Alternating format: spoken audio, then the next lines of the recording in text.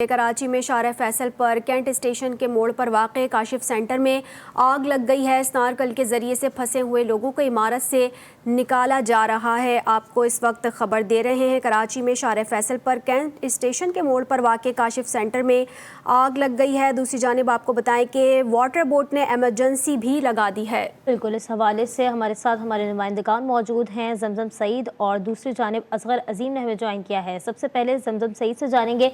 जमजम, बताइए, क्या इमारत में कोई इमरजेंसी एग्जिट नहीं है? इस वक्त क्या सूरत हाल देख रही हैं?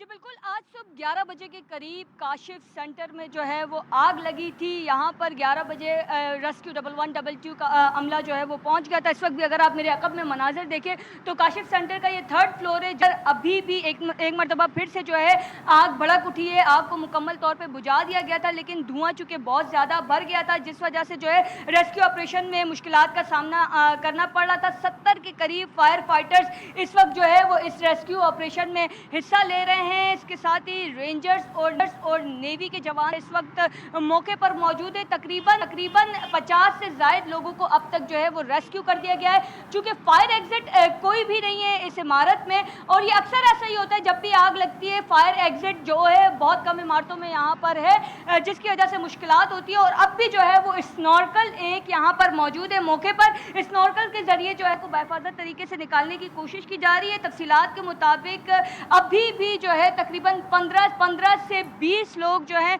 वो मौजूद है। आग चूँकि पहले 2nd फ्लोर पर लगी थी और बताया ये जा रहा है कि जो डग होता है वो डग में आग लगी थी, जहाँ पर वायरिंग भी थी, शायद शॉर्ट सर्किट हम कह सकते हैं इसको, लेकिन अब तक जो है वो वजह आग लगने की मालूम ना हो सकी। लोगों को रेस्क्यू करने का काम जो है वो अभी भी जारी है। 70 से ज़ायद जो है वो फायर फाइटर्स ने हिस्सा लिया है यहाँ पर, और जो लोग फंसे हुए हैं वो चीखो पुकार कर रहे हैं। चूँकि हमने जब जाने की कोशिश की तो धुआं इस कदर ज़्यादा था कि कोई भी जा नहीं पा रहा था, लेकिन अब जो है वो कोशिश में लगे हुए हैं फायर फाइटर्स के किसी तरीके से जो है लोगों को बाहिफाजत तरीके से निकाला जाए। क्योंकि जो अजीज़ व अकारिब है वो भी इस चूँकि दफातर थे इसके बाहर जो है, जैसे ही उन्हें इन्फॉर्मेशन मिली कि आग लगी है तो जो अजीज़ व अकारिब थे जिनके लोग यहाँ फंसे हुए हैं उनके घर वाले भी यहाँ पर पहुँच गए और यही दुआएं कर रहे हैं कि बाहिफाजत तरीके से उनके घर वालों को निकाल लिया जाए। बिल्कुल, दुआएं की जा रही हैं। जमजम, आप हमारे साथ ही मौजूद रहिएगा। असगर अजीम से जानते हैं। असगर, बताइएगा, धुएं के बादल हम वाज़े तौर पर फुटेज में भी इस वक्त देख सकते हैं। इस वक्त क्या सूरत हाल है? 7 फायर ब्रिगेड की 7 गाड़ियां भी इस वक्त मौजूद है। वाटर बोट ने इमरजेंसी लगा दी है।